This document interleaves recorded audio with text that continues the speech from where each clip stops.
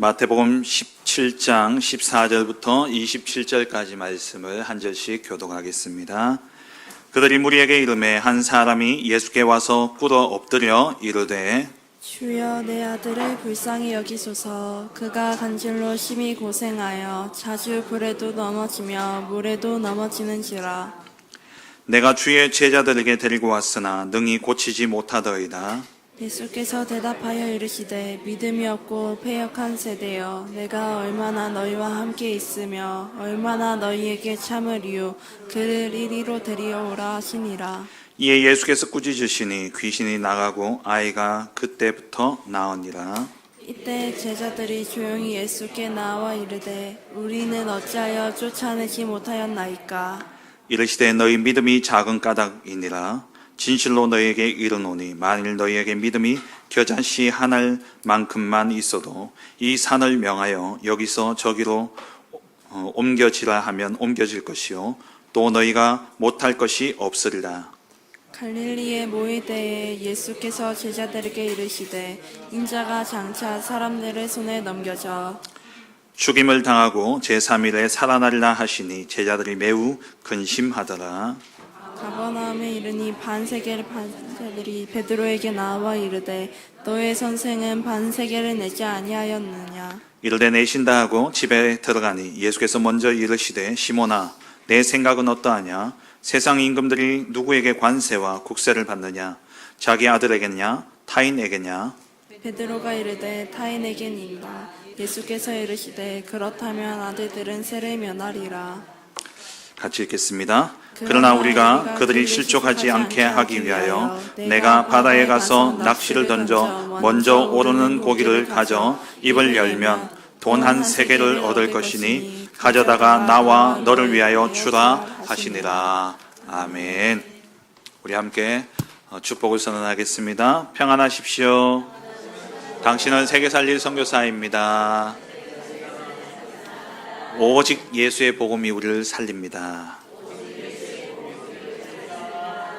아멘. 오늘 이 시간 우리 주신 본문을 가지고 산 아래에서 필요한 믿음이란 제목으로 함께 말씀의 은혜를 나누기를 원합니다. 여러분 진짜 예배를 통해서 모든 것을 다 얻으셔야 됩니다. 예배는 가장 큰 축복이고 예배는 모든 문제에 대한 해답을 얻는 시간이고 예배는 미래를 보는 시간입니다. 예배의 자리에 앉아있다. 이 자리에 여러분 지금 앉아있는 게 응답입니다. 믿으십니까? 네. 이 자리에 앉아있는 것이 축복이에요. 이 시간에 병원에 누워 있어 볼래요? 이 자리에 예배 자리에 와 있다라는 것 자체가 은혜고 응답이고 축복이죠. 어제 어떤 한 젊은 집사님을 만났는데 제가 한 6, 7년 만에 보는 것 같아요.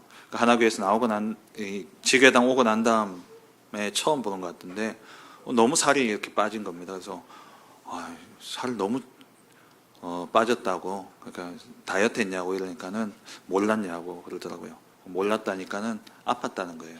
그래가지고 젊은 분인데 하루에 한 주에 투석을 3번이나 할 정도로 신장이 완전히 망가진 그런 상태입니다.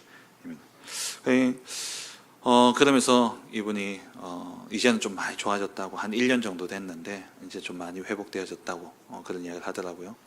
진짜 우리가 이 자리에 와서 건강한 모습으로 정말 하나님 앞에 예배드릴 수 있다는 것, 이게 얼마나 큰 은혜고 축복인지 모릅니다. 그리고 오늘이 곧 미래입니다. 여러분 오늘 드려지는 예배가 미래의 응답과 축복이 되어지는 거예요. 오늘이 미래입니다. 오늘이 쌓여 미래가 되어지는 것이고 오늘 예배 자리에 있는 이것이 곧 미래를 보는 시간입니다. 그래서 하나님이 약속하신 그 영원한 것이 오늘 예배 속에서 발견되어지는 것이죠. 그래서 정말 예배를 사모하시고 예배를 준비하시고 예배를 기대하시기 바랍니다. 저를 기대하지 마시고 여러분들을 이 자리에 모으신 하나님을 기대하고 하나님이 주실 말씀을 기대하고 정말 하나님이 주실 은혜를 기대하고 사모하는 그런 우리 모든 성도님들 되시길 주의 이름으로 축원합니다. 진짜 여러분 예배의 축복을 받으면 어떻겠습니까? 이 예배 자리에 오고 싶고 또 예배 자리를 떠나고 싶지 않겠죠. 이 예배의 자리만 머물고 싶겠죠. 해외 캠프를 갔는데 어떤 분이 해외 현장에서 전도 캠프를 하는 중에 하나님 많은 은혜와 응답들을 주셨어요. 그러니까 너무 좋아가지고 이분이요 막 거기서 살고 싶다면서 거기서 자기는 이민 오고 싶다면서 막 그래요. 그래서 제가 조용히 그랬어요. 이민 오면 또 역사 안 일어날 겁니다. 왜냐? 자기 현장에서는 사실 온전히 집중 잘 못하거든요. 그러니까 사람들이 자기 현장을 내버려 두고 뭔가 특별한 현장에 와서 은혜 받고 특별한 현장에 와서 하나님 주신 그런 축복들을 누리게 되어지면 그게 머물고 싶어 합니다. 수련회 가면 그렇잖아요. 수련회에서 진짜 은혜 받으면요 집에 가기 싫다니까요. 그렇다고 우리가 수련회에만 있을 수는 없는 것이죠. 오늘 본문에도 이 제자들이 지난주에 변화산에 올라갔었지 않습니까? 그 변화산에서 엘리야도 나타나고 모세도 나타나고 예수님이 막 변화되어진 모습으로 신령한 모습이 막 보여지니까 이 베드로가 너무 좋아가지고 주여 이곳에서 내가 초막셋을 짓겠나이다. 그러면서 여기서 우리 같이 살자는 거예요. 저 밑에는 어찌 될지 모르겠고 저기는 놔두고 우리끼리 여기 산 위에서 잘 살자는 겁니다. 그게 우리의 모습일 수도 있습니다. 우리가 은혜 받으면 그럴 수 있어요. 당연하죠. 그렇지만 우리의 현장은 어디입니까? 산 아래가 우리의 현장이에요. 그 예수님과 베드로, 야고보, 요한이 이제 산 아래로 내려온 겁니다. 산 아래로 내려왔더니만 어떤 일이 일어났습니까? 여기에 내려오니까 이 산 아래의 현장은 어떤 곳이었습니까? 첫 번째입니다. 산 아래의 현장, 그 현장은 어떤 곳이었냐? 오자마자 보니까 한 사람이 예수님께 와가지고 꿇어 엎드려서 이야기합니다. 15절에 주여 내 아들을 불쌍히 여기소서. 그가 간질로 심히 고생하여 자주 불에 넘어지며 물에도 넘어지는지라. 간질로 심한 고생을 하는 아들을 둔 아버지가 이 아들을 데리고 와서 예수님이 없는 사이에 제자들에게 이 아들을 치유해달라고 부탁을 하죠. 하지만 이 아들이 치유받지 못했습니다. 여기에 간질이라고 되어 있지만 우리가 흔히 아는 그러한 정신 질환 가운데 하나로 오는 그러한 간질이 아니라 뇌 손상으로 인해서 오는 그러한 간질이 아니라 이 간질이라는 이 단어 헬라어 단어의 의미는 뭐냐? 달병이라는 그러니까 달에 의해서 오는 병이다라는 그러한 단어예요. 이 달에 의해서 온다는 이 병은 뭐냐니까 보름달이 올 즈음에 발작이 심해진다. 그렇게 생각해가지고 달병이다라는 이름을 붙였는데 그 증상이 간질하고 비슷합니다. 근데 근본적으로 뭐냐? 귀신병이에요. 귀신에게 사로잡혀서 오늘 여기도 나오지만 이 귀신에게 사로잡혀서 오게 되어진 그러한 병을 의미하는 것이죠.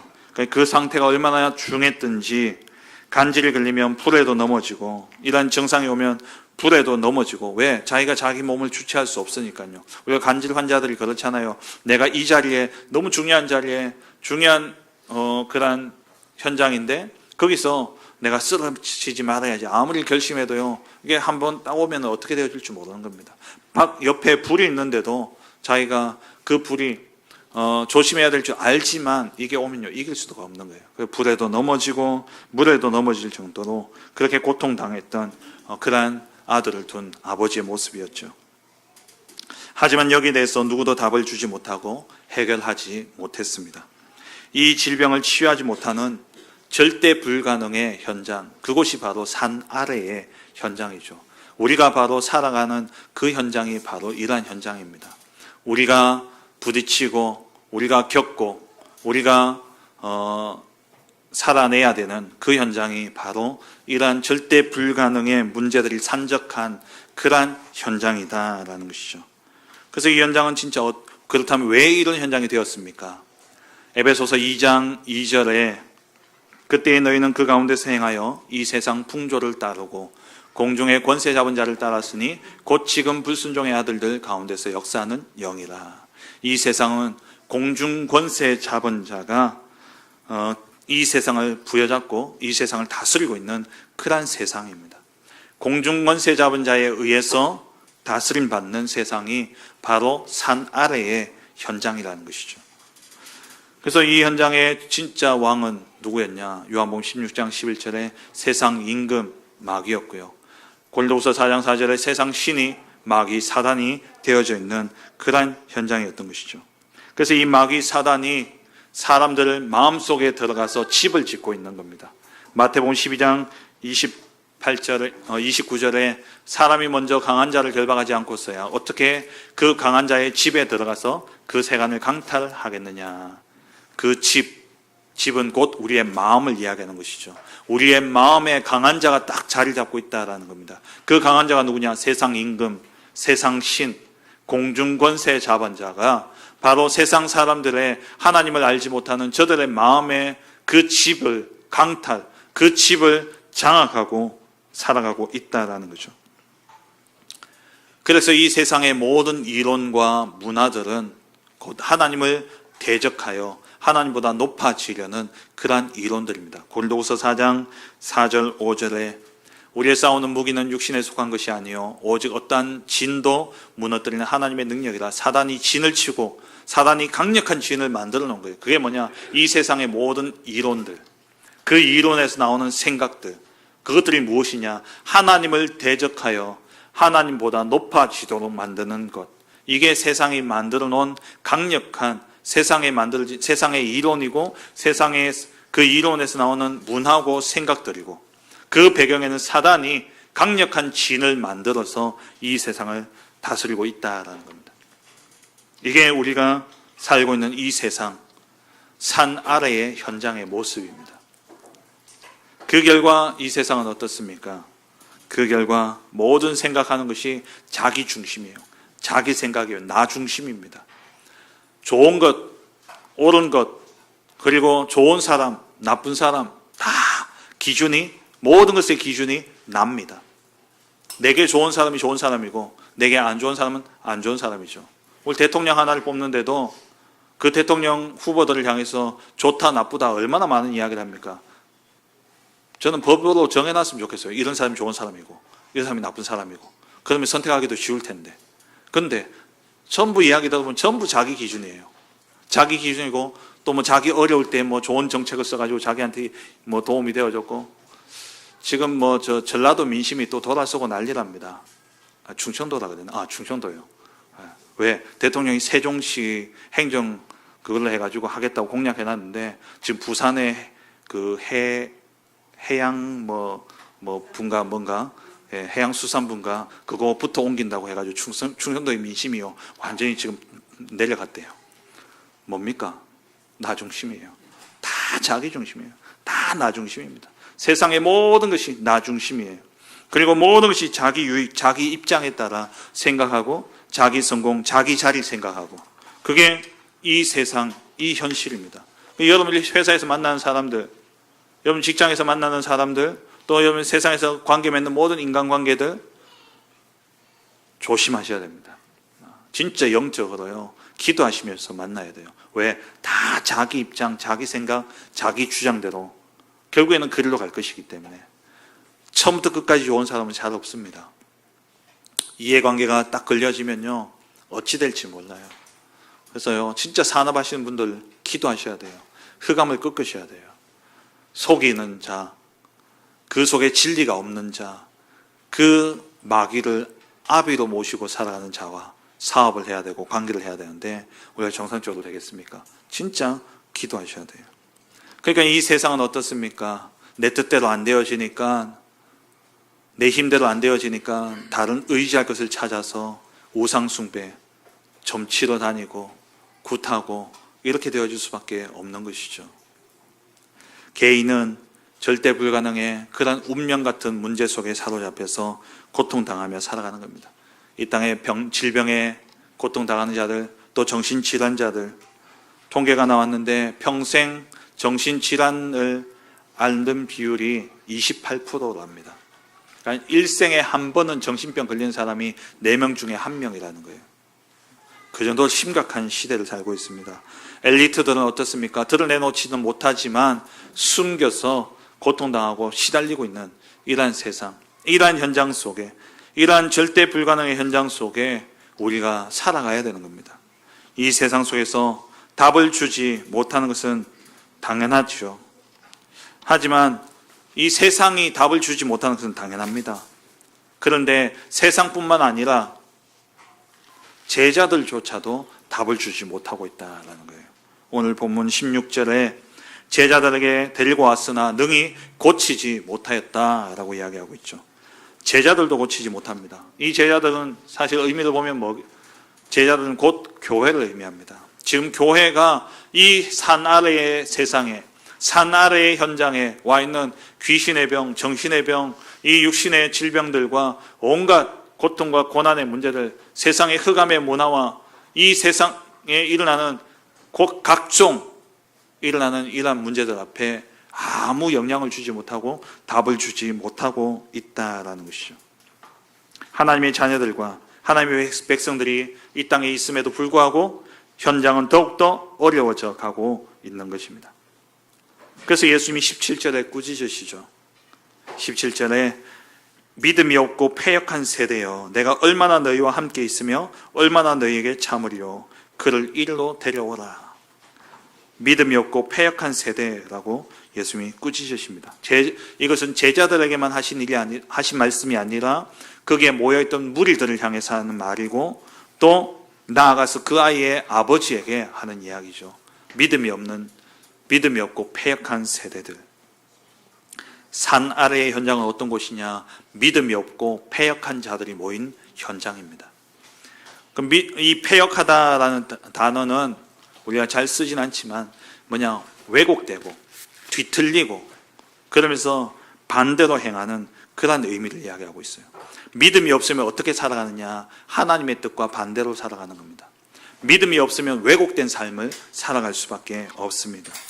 믿음이 없으면 왜곡되어져 버린 그러한 상태로 마음과 생각이 완전히 뒤틀려서 하나님과 반대 방향으로 향하는 그러한 상태를 일컬어서 패역하다라고 이야기하는 거예요.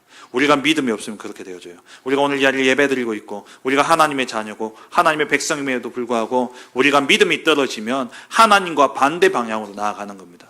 그래서 맨날 포럼을 하는데, 말씀 가지고 포럼을 시작하는데 끝은 뭐냐? 염려와 근심과 걱정으로 끝나버리는 거예요. 불신앙으로, 원망과 불평으로 끝나버리는 겁니다. 믿음을 이야기하는 것처럼 보여지는데 결국에는 패역하게 하나님과 반대 방향으로 가게 되어지는 것이죠. 그래서 신명기 32장 5절에 하나님께서 이 백성들을 향해서 말씀하기를, 그들이 여호와를 향하여 악을 행하니 하나님의 자녀가 아니요 흠이 있고 삐뚤어진 세대로다. 삐뚤어진 세대, 이게 바로 패역한 세대입니다. 다 하나님을 잘 믿는다고 하는 자들이에요. 다 하나님을 향하여 열심히 있다라고 하는 자들입니다. 그런데 뭐가 없기 때문에요? 믿음이 없으니까.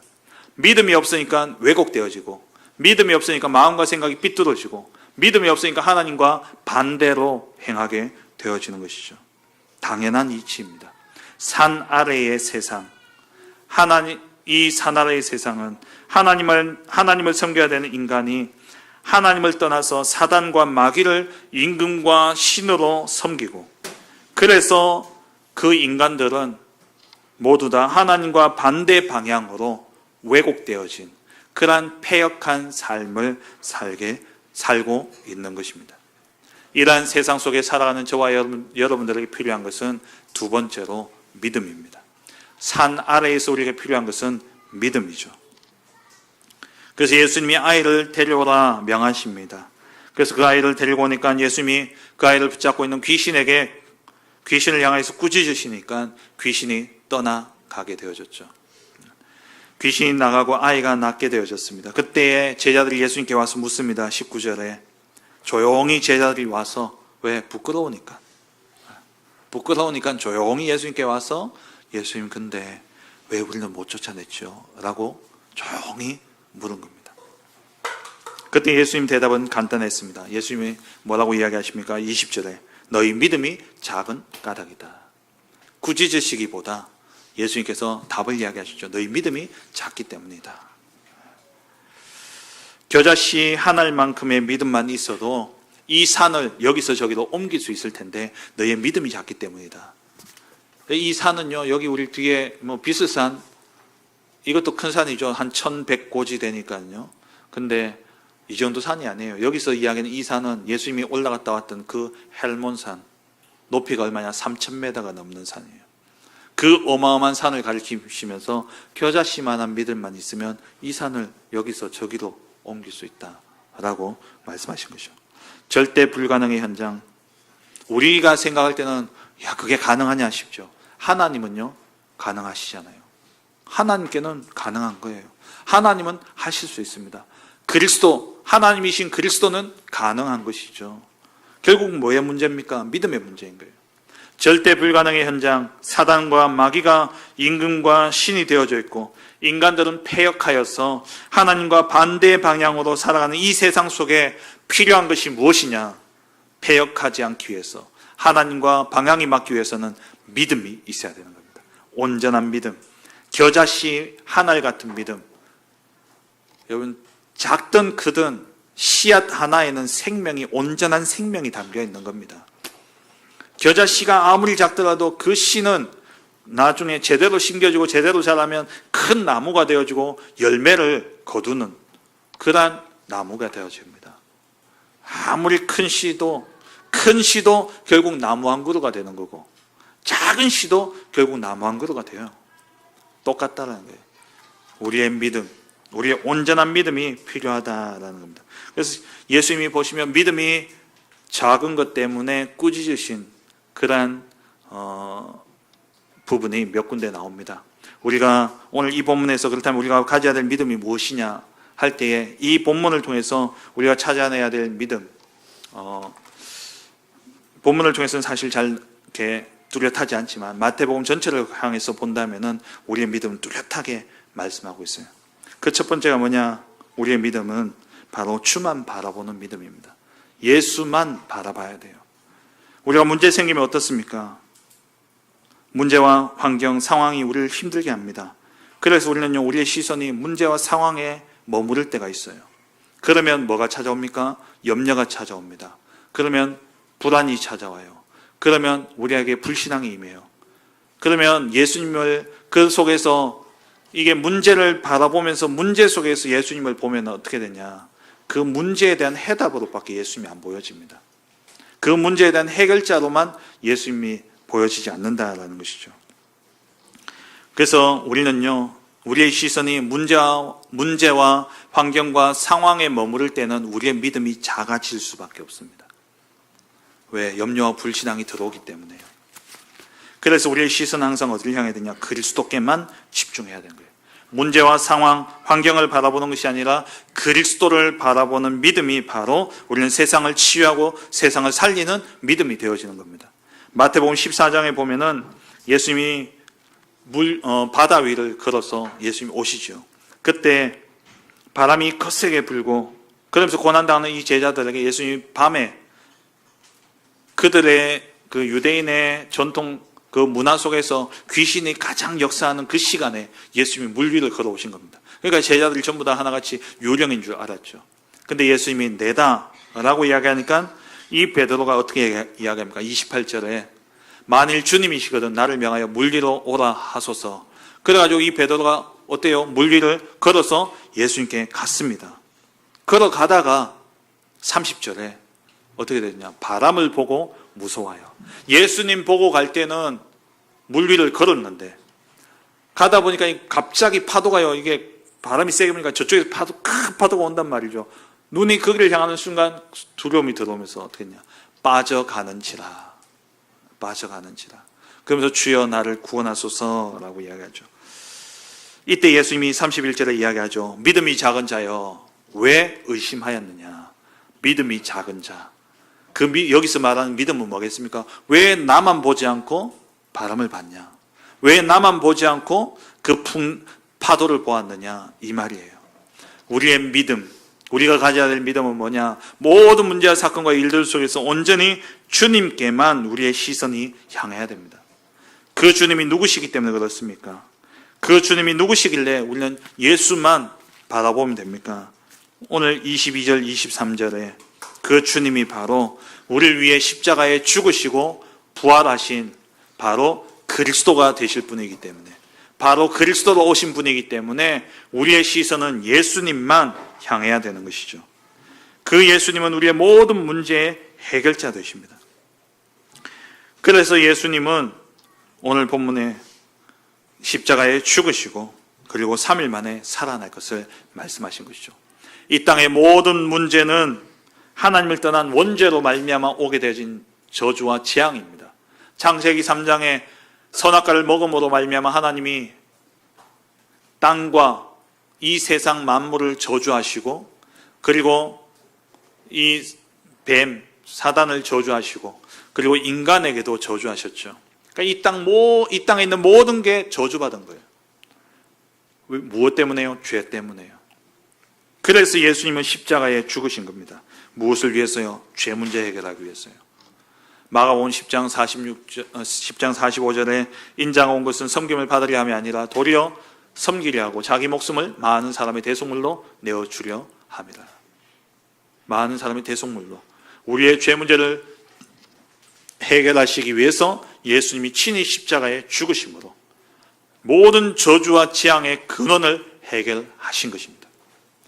그리고 우리가 이 죄 때문에 이 세상은 어떻게 되었습니까? 사나라의 현장은 사단, 마귀가 신이 되어져 있고 임금이 되어져 있고, 그래서 공중 권세를 잡고 세상을 다스리고 있다 그랬죠. 이 사단이 임금이 되어 있고 신이 되어 있고 세상을 다스리고 있는, 공중 권세를 잡고 있는 이 사단의 권세를 이기기 위해서 히브리서 2장 14절에 그가 혈과 육을 함께 지니심은 죽음을 통해서 어떻게 해요? 죽음의 세력을 잡은 자 마귀를 멸하기 위함이라. 마귀의 권세를 멸하기 위해서 예수님 죽음을 이기고 부활하신 것입니다. 그래서 우리의 시선은 항상 무엇을 향해야 됩니까? 예수 그리스도를 향해야 되는 겁니다. 그래서 히브리서 전체를 보면, 히브리서는 우리가 우리 지난번 수요 예배 때 히브리서 전체를 살펴보았지 않습니까? 히브리서의 목적이 뭡니까? 앞으로 일어나게 될 환난과 핍박과 박해 가운데서 예수님을 저버리지 말고 믿음을 지키라는 것이죠. 왜요?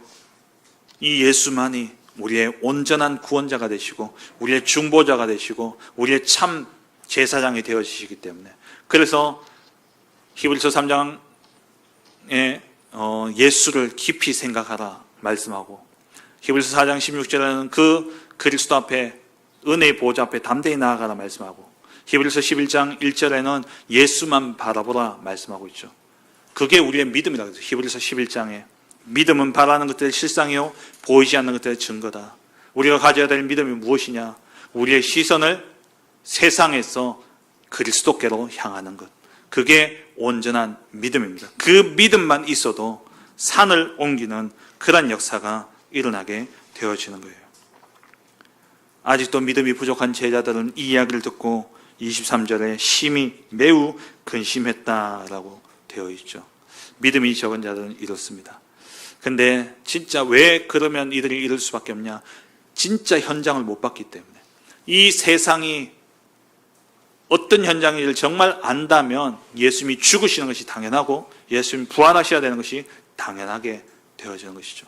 정말 현장을 올바르게 보고 그리스도를 올바르게 믿는 그런 은혜가 있기를 주의 이름으로 축원합니다. 두 번째로 우리가 가져야 될 믿음이 뭡니까? 오늘 24절부터 27절에 보면 성전세에 대한 내용이 나옵니다. 모든 유대인들은 성전세를 내야 돼요. 그게 이제 여기에 보면 반세겔이라고 되어 있죠. 이 성전세를 내야 되는데, 그러면서 예수님이 이 가버나움에서 사람들이 와가지고 가버나움에 이르니까 사람들이 성전세를 내라라고 이야기하죠. 그때 예수님이 베드로에게 묻습니다. 네 생각은 어떠냐? 세상 임금들은 누구에게 관세와 국세를 받냐? 아들에게 받냐? 타인에게 받냐? 라고 묻죠. 그때 베드로가 이야기하죠. 타인에게 받습니다. 그렇다면 아들은 세를 면한 게 당연한 거예요. 아들은 세를 면해야 됩니다.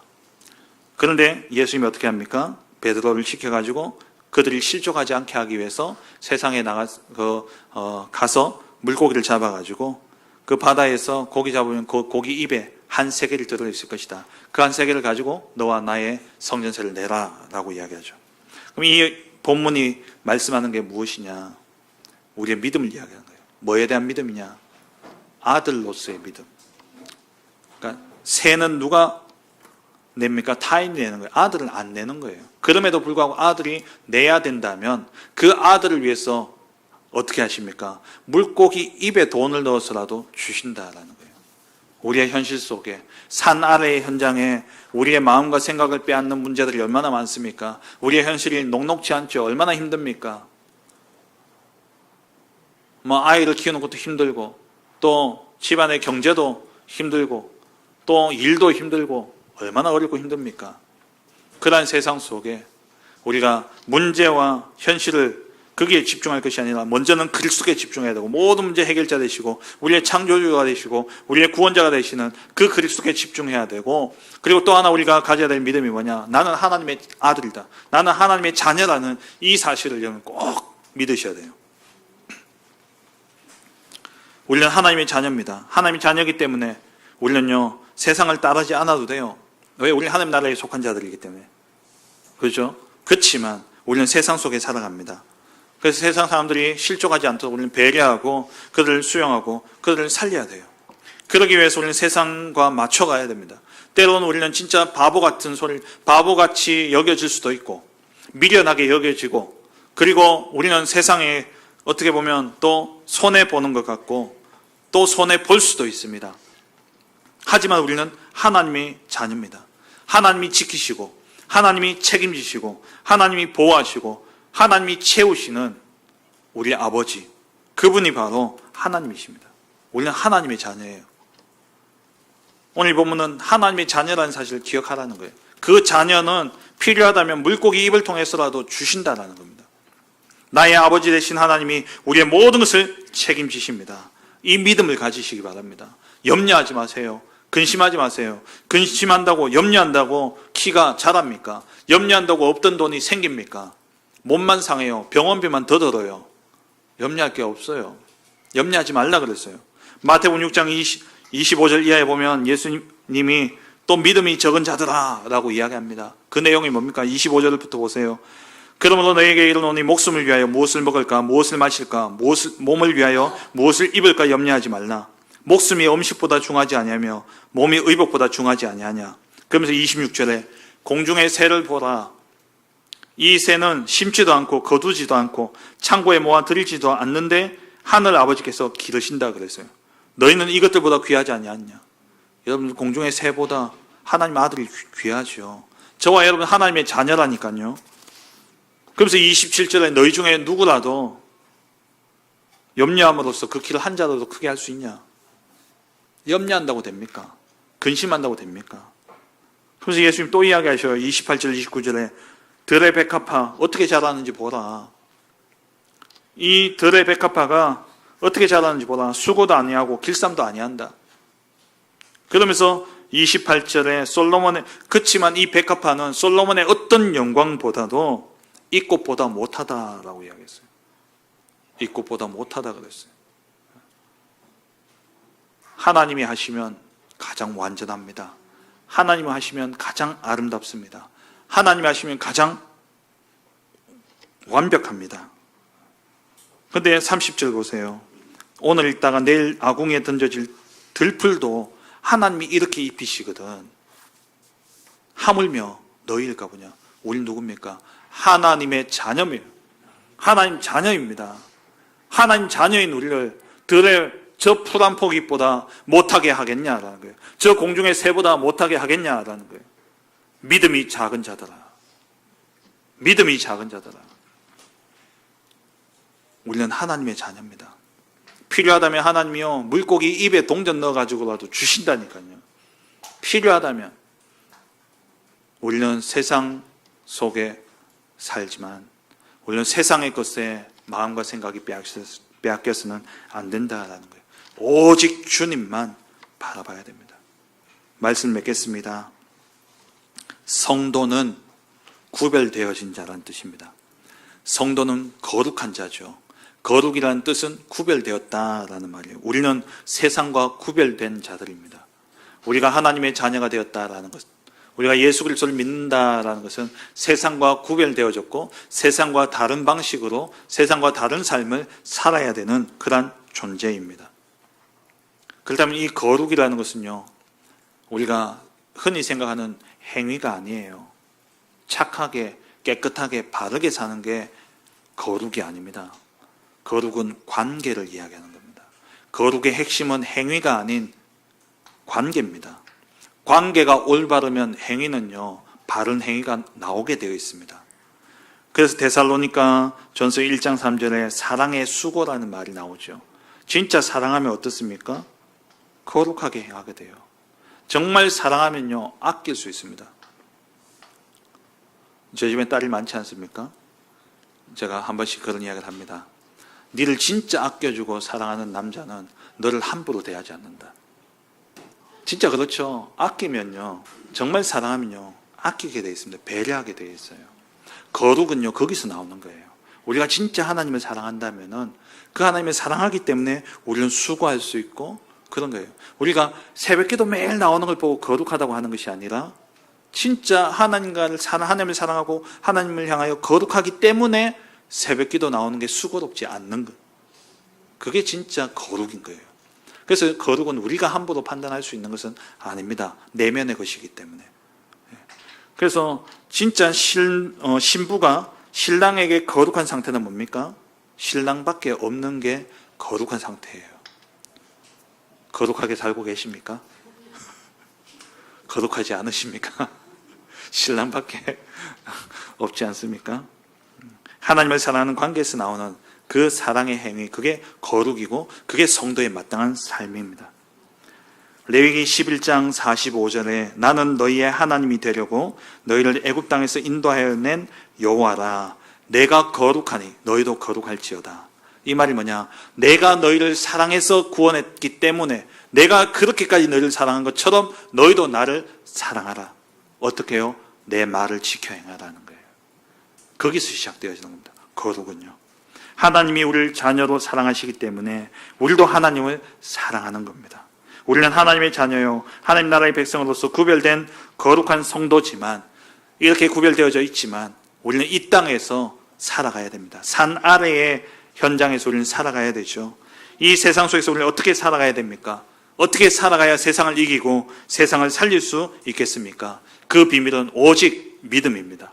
요한일서 5장 4절부터 6절에 보면 5장 4절 5절 말씀 보면요, 무릇 하나님께로부터 난 자마다 세상을 이기느니라. 세상을 이기는 승리는 이것이니 우리의 믿음이니라. 요한복음 5절에 예수께서 하나님의 아들이심을 믿는 자가 아니면 세상을 이기는 자가 누구냐? 누구만이 세상을 이길 수 있다고요?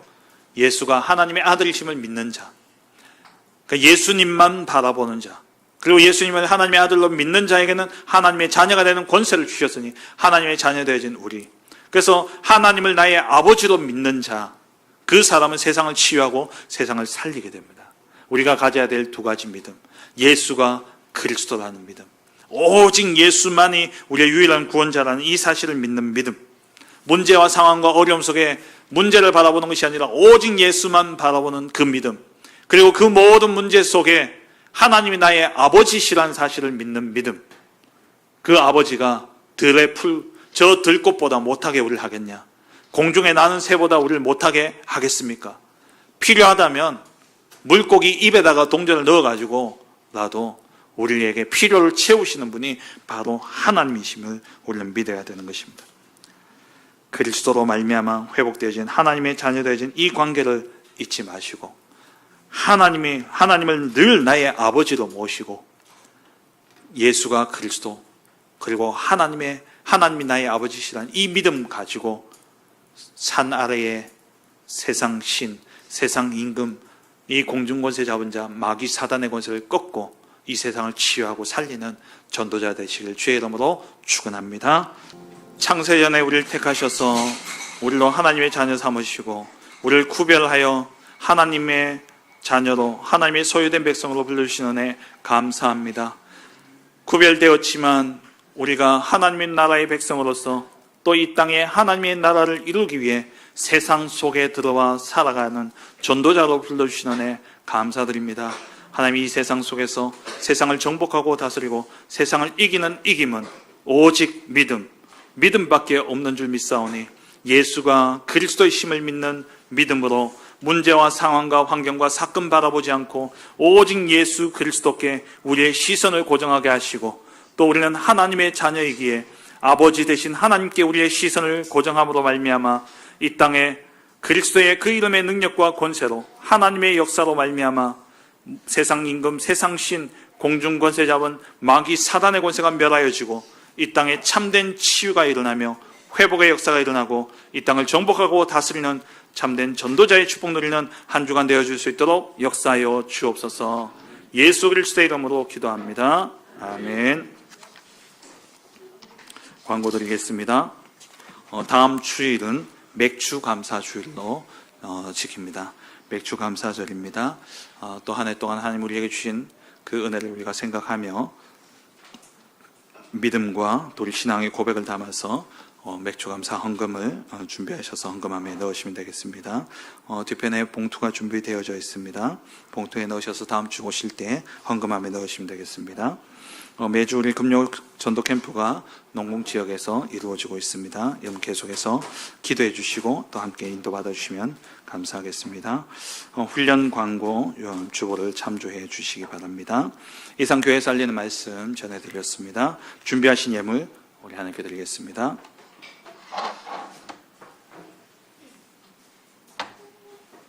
기도하겠습니다. 전능하신 하나님 아버지, 이 험악한 세상 속에 답이 없고 누구도 해결하지 못하는 절대 불가능의 현장 속에 오직 그리스도를 믿는 믿음과 나의 참된 아버지 되신 하나님을 믿는 그 믿음으로 세상을 치유하고 살릴 전도자로 불려주시는 은혜 감사합니다. 그 은혜에 감사하여서 우리의 믿음과 신앙의 고백을 담아 하나님 앞에 예물 드립니다. 주일 헌금으로 또 11조로 건축 헌금으로 선교 헌금으로 또 감사 헌금으로 또 차량 헌금으로 RUTC 헌금으로 여러 모양으로 드리는 이 모든 헌금이 하나님께 감사의 예물이 되어지게 하여 주옵시고 이 예물이 정말 쓰이는 곳마다 교회가 살아나고 전도자들이 선교사들이 힘을 얻으며 후대가 살아나고 또 주의 몸된 교회가 세워져가는 귀한 예물 되어질 수 있도록 주님 축복하시고 인도하여 주시옵소서. 하나님이 나의 아버지시기에 우리의 모든 필요를 하나님이 아시고 채우시는 줄 믿사오니 정말 오직 그리스도와 하나님만 바라보며 믿음으로 나아가는 우리 모든 성도들 삶의 현장 속에 하나님 필요에 따라 풍족하게 채우시는 은혜가 차고 넘치게 하여 주옵소서. 질병 가운데 있습니까? 또 하나님 고민과 갈등 가운데 있습니까? 하나님 또 여러 가지 문제와 사건과 일들 속에 어려움을 겪고 있습니까? 모든 문제 해결자 되신 그리스도, 우리의 모든 것을 아시고 지키시고 책임지고 보호하시는 아버지 되신 하나님을 믿는 믿음 속에 참된 자유와 해방과 평안과 안식을 누리는 우리 모든 성도들 되게 하여 주옵소서. 감사드리며 예수 그리스도의 이름으로 기도합니다. 아멘.